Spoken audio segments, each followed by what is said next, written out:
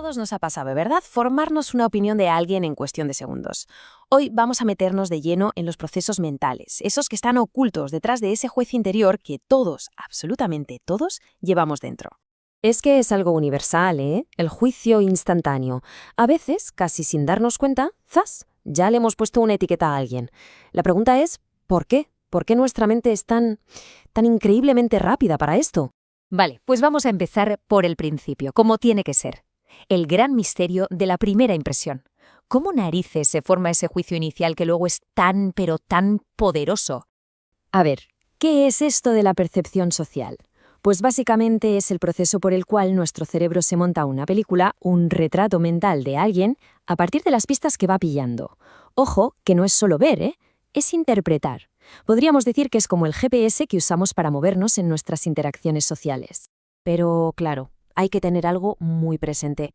Nuestra percepción no es una cámara de vídeo que lo graba todo tal cual, para nada. Al contrario, para empezar, es selectiva. Es que es imposible procesarlo todo a la vez.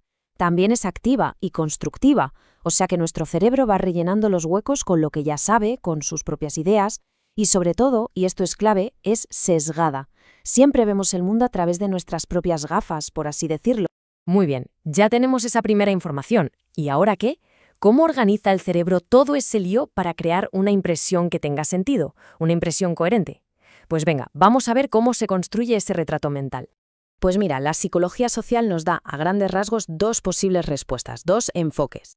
Por un lado estarían los modelos que llaman de combinación lineal. La idea es que hacemos una especie de cálculo mental, sumando y restando rasgos. Y por otro lado tenemos los modelos gestálticos. Aquí la cosa cambia.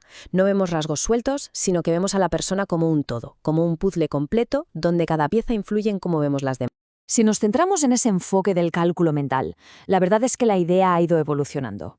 Al principio era muy simple, el modelo de suma. Cuantos más rasgos positivos, mejor. A sumar.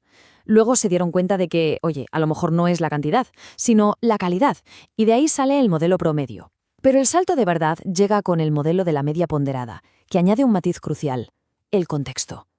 El contexto es el que decide qué rasgos pesan más en la ecuación.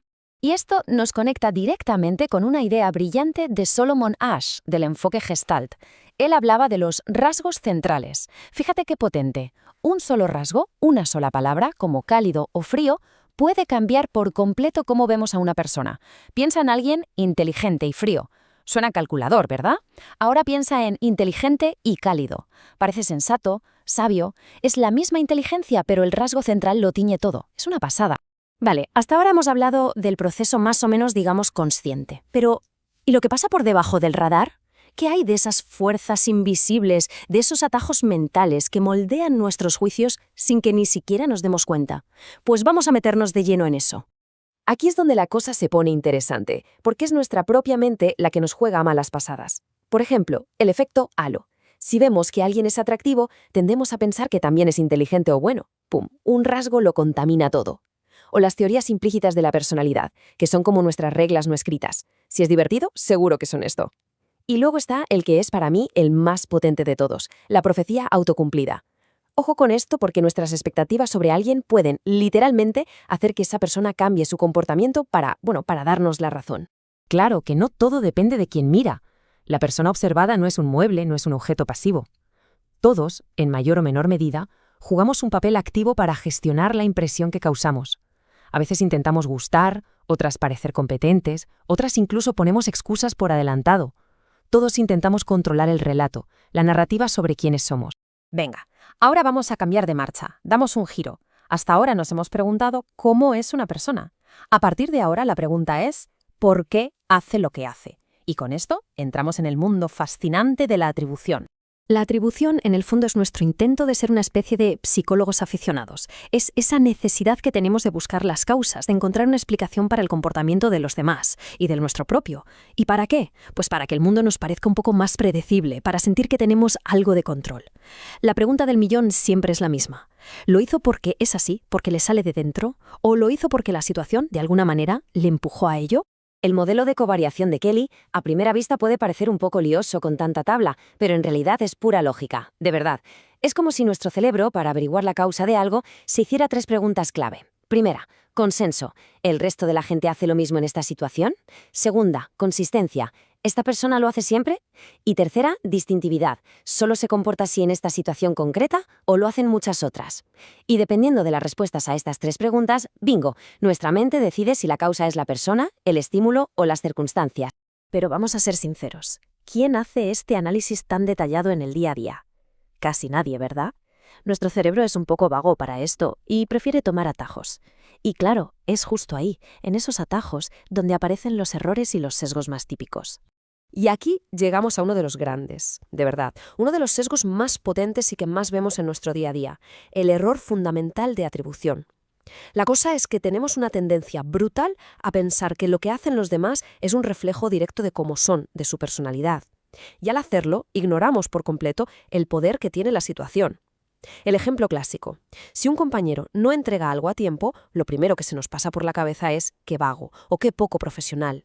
No, a lo mejor le ha pasado algo. Este ejemplo es que lo clava, lo ilustra a la perfección. Vemos a alguien tropezarse y el piloto automático nos dice, ¡qué torpe! ¿Pero si nos tropezamos nosotros? Amigo, ahí la culpa es del suelo que estaba resbaladizo. ¿Se ve la diferencia? Para los demás, la causa es interna, es su torpeza. Para nosotros, la causa es externa, es el suelo. Eso, justo eso, es el error fundamental de atribución en estado puro. Y esta diferencia de criterio tiene un nombre, la asimetría actor-observador. Y es, como se puede imaginar, una consecuencia directa de lo que acabamos de ver. Cuando somos los actores de nuestra propia vida, somos superconscientes de todas las presiones de la situación, del contexto. Pero cuando somos observadores de los demás, no tenemos toda esa información. Solo vemos lo que hacen, su conducta, y de ahí saltamos a la conclusión de que eso tiene que nacer de su forma de ser. Y claro, muchos de estos sesgos no aparecen por casualidad. Tienen una función muy clara, proteger nuestro ego, nuestra autoestima. Es el llamado sesgo de autoensalzamiento. Los éxitos son gracias a nosotros, pero los fracasos, eso es culpa de factores externos. También está la atribución defensiva, que es culpar a las víctimas para sentirnos más seguros, para pensar, eso a mí no me podría pasar. O el efecto de falso consenso, esa manía de sobreestimar cuánta gente piensa o actúa como nosotros, sobre todo cuando hacemos algo que no está del todo bien. Bueno, y ya para ir terminando vamos a atar todos los cabos, vamos a conectar estos procesos cognitivos que hemos visto con sus consecuencias más directas en el mundo real, nuestras emociones y, muy importante, nuestra motivación. La teoría de Weiner sobre esto es sencillamente brillante, porque lo que nos dice es que no es el éxito o el fracaso en sí lo que determina cómo nos sentimos, sino la explicación que nos damos sobre ello. Piénsalo, si suspendemos un examen y pensamos que es por algo interno, no soy listo, sentimos vergüenza. Si además creemos que es algo estable, nunca se me darán bien, perdemos la esperanza. Y si encima era algo que podíamos controlar, no estudié lo suficiente, sentimos culpa.